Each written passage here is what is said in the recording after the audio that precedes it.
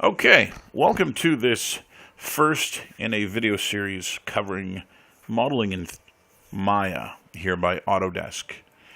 Now for this first video, what I'm going to be covering is modeling a very simple oil drum and a very simple wooden barrel. Going through some of the setups required to model each of these two assets. This is meant to be a companion video for my modeling class, and so let's go right to it and see what we can do. I'll be tackling the oil drum first. So obviously for the dimensions of the shape of this object, we are going to be creating this out of a cylinder. Of note, we are going to need to be creating two little lips here along the top, and the assumption is that these exist along the bottom as well. We are going to need to create the two caps that live atop this object, and we're going to need to create the bevels that live along the side of the edge. So it looks pretty straightforward. Let's see what we can do in Maya. First, in Maya, I'll create a cylinder. I'm going to go and alter the properties of this cylinder, its attributes, until it looks a little bit more like our barrel. First, in the attribute editor, I'll head over to the poly cylinder 1, and I'll go and change its dimensions here to match a little bit more closely what the barrel looks like. I'll give it a radius of 30 and a height of 90. Now in centimeters, this matches the dimensions of the barrel pretty accurately. However, this is enormous. So I'll then head over to the P cylinder 1 tab, and into the scale, I'll reduce this down to a quarter of its original size, giving us something that is a little bit more reasonable for the size of this barrel. I'll switch over to my move tool, and I'll move the barrel up.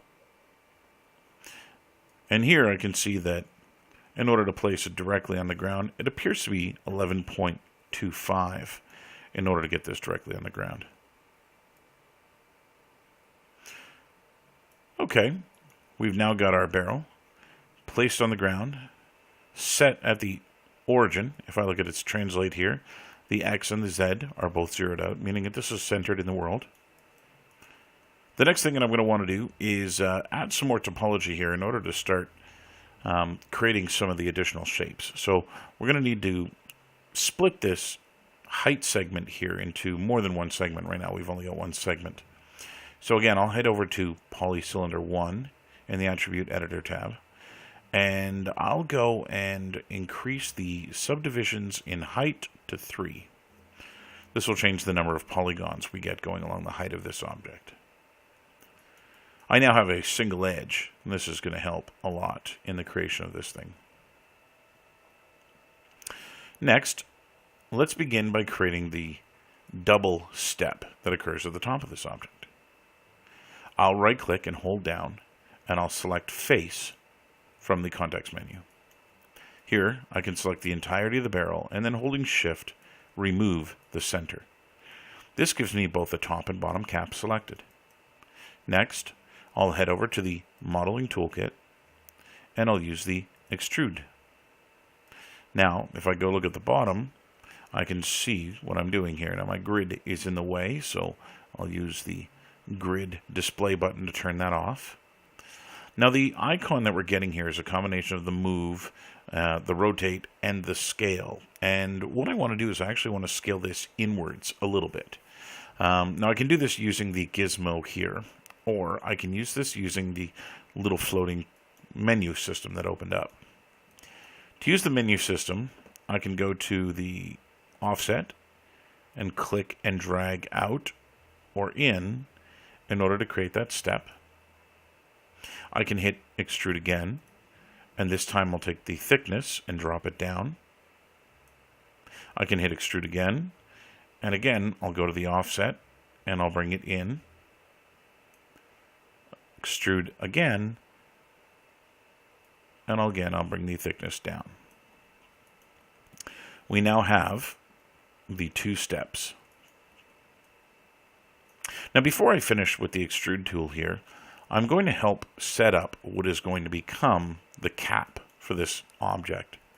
And I'm going to do that by essentially creating another extrusion that is going to be not down, but in.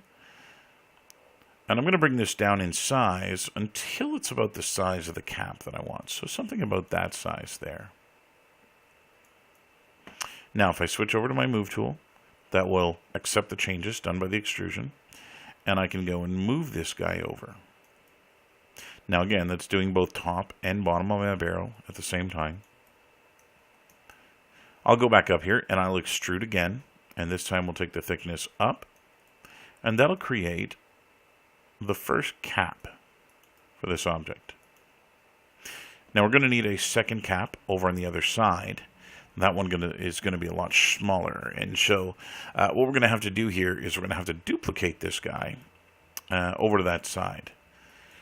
Now to select the cap, or to facilitate selecting cap in a little bit of an easier way, I'm going to switch to my edges and I'm going to double click the edge that is in between the top cap and the side wall of that cylinder that we just made. I'll go look at the bottom and holding shift, I'll double click on that edge down there as well. Now I can hold control and click on polygons to convert my selection over to polygons. The next thing we need to do is we actually need to detach this as a clone or duplicate it. To do that, I'm going to head up into the mesh tools. Nope, into edit mesh. There it is there. We want duplicate. So I'm going to click that, and that will have created now a secondary object here. So if I right click and I go into object mode, I can select the barrel, and I can also select the caps. So you can see we have two caps here now selected. So now I can use move, and I'll slide them over. I'm going to go to edit, and we're going to go, modify, and we're going to center pivot. This will put the pivot in between the two objects here, followed by going to the scale option, and then scaling between X and Z to make this cap smaller. Now it matches the one in the image. Next, I'll ensure that I'm in object mode, and I'll select all three objects that are in my scene, and I'll use the combine button to make them a singular mesh. So now if I use the move tool and move this, you'll see that everything is attached. Okay, let's tackle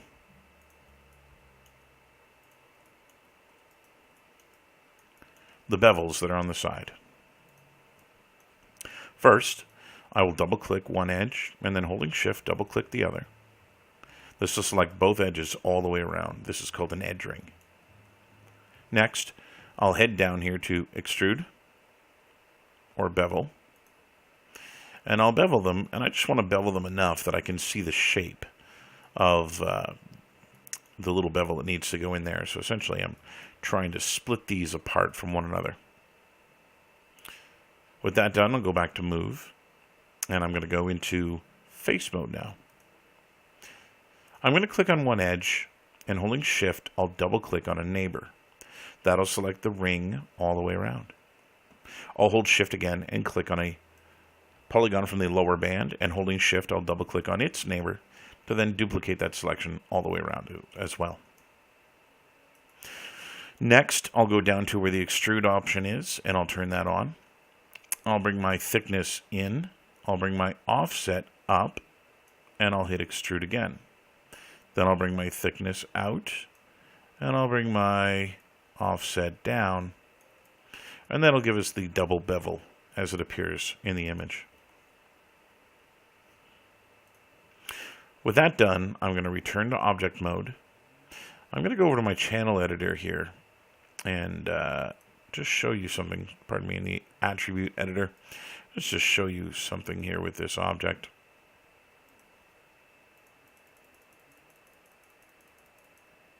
So you can see that every action I've done to this object here exists now as a tab here in the attribute editor. And these are, essentially, this is the history of what I've done to this object. Every change that I've made to this object exists as one of these little options here. So the cylinder was created, we extruded, we extruded, we extruded, we extruded, we extruded, we tweaked, which was moving. We extruded again, chip off, separate. And you can see all the actions that we've done here. Now, we don't want to have this as a permanent part of this object. And so what I'm going to do with the object selected is head over to Edit, Delete by Type, and History. And when I do this, you'll see that the history becomes empty. And we now actually just have an object. This is now the default state for this object. Its translation, rotation, and scale are all set to 1. And we can go and rename it by double-clicking on the Polysurface 3 name here. I'll name this one Oil Drum. Okay, good enough. Let's move this aside. And now, let's work on the wooden barrel. For this barrel, knowing how many height segments is a little bit more complex. We're going to have to count this time instead of just knowing that there are 3 here like we are. I guess we're counting on this one too, but we're perceiving that number. So here what we're going to do is we're going to go look and see how many we need. So I'm going to need 1 polygon for the metal band, another one for the wood in between, that's 2, a third one for this metal band, a fourth for this piece of wood. Now if you look at here, this is straight going from metal band to metal band. So that's going to be just 1 polygon there. So that's 1, 2, 3, and 4. This metal band 2 is straight, so that'll be 5. Now the wood in the center section is curved. And in order to do that, we're going to need to put some edges in here. I'll put an additional 3 edges in here. So that'll turn this into 4 polygons. So 1, 2, 3, 4, 5. And then our 6, 7, 8, 9 polygons in the middle. 10, 11, 12, 13, and 14. So we're going to need 14 height segments. I'll create another cylinder. These things should be pretty similar in their construction, so I'll make them similar in their construction. I'll get a radius of 30, a height of 90. We can go and already set our segments to 14 for the height segments. I'll head back over to P cylinder, and again I'll reduce this down to 1/4 of its initial size. And again, I'll bring its translate up to 11.25, which should again place it on the ground. Okay, now that we've got all of our height segments here, there's a little bit of a problem in that the way the software generated these edges is it evenly distributed them along the height of this object. And the edges that we're going to need to actually create the barrel are not evenly distributed.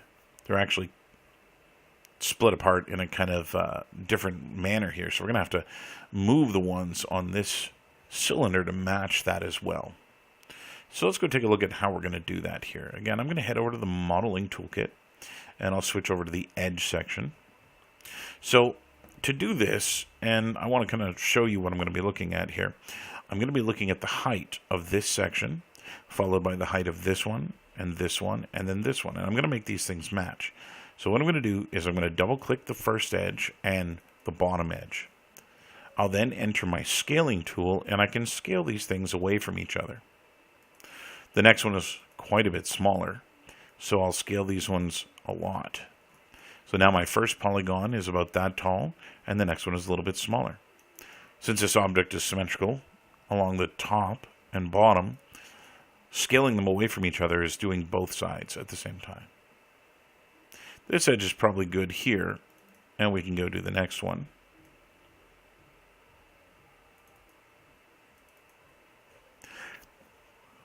This one too, we'll go look at our image here again. Okay, so we've got our first band, that's this one. Our little narrow one here that correlates to the little one here. We then have, and you can see that I missed one, this is going to be the next metal band. So it's going to go about there. We'll then get the large band of wood. And this one can come in a little bit. And that, now I believe, lines up a little bit better. Excuse me. Okay, the next thing we want to do is we now want to achieve the curvature in this barrel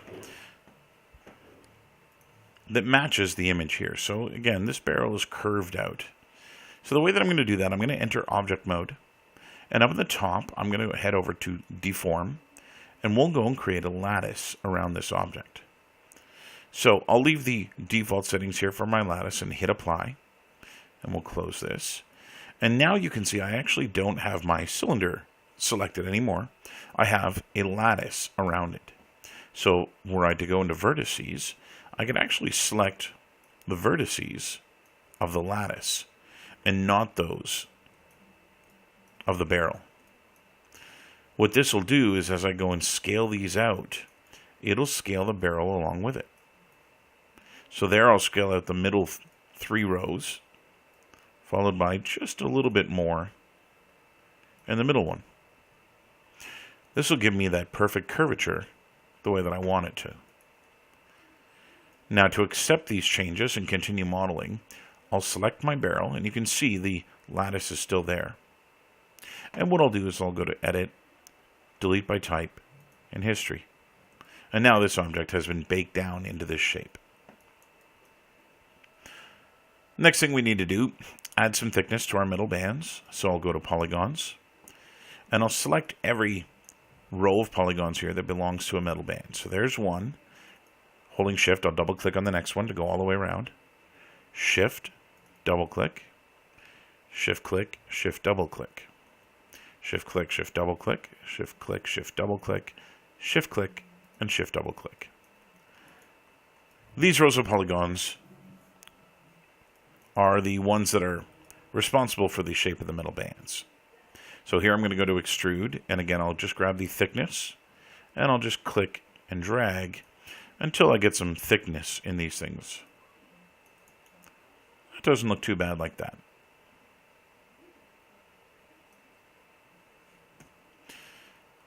Next, we're going to need to go and create the shape for the top and the bottom of this barrel. So if we go look at the image here, we can see that this has a tiny little lip atop. It comes down at an angle and then straight down before becoming the cap of this object.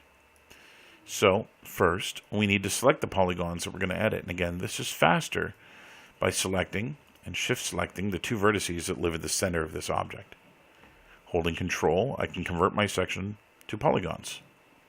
Next, I'll use Extrude, and we're going to drop down at an angle, and then Extrude again, going straight down.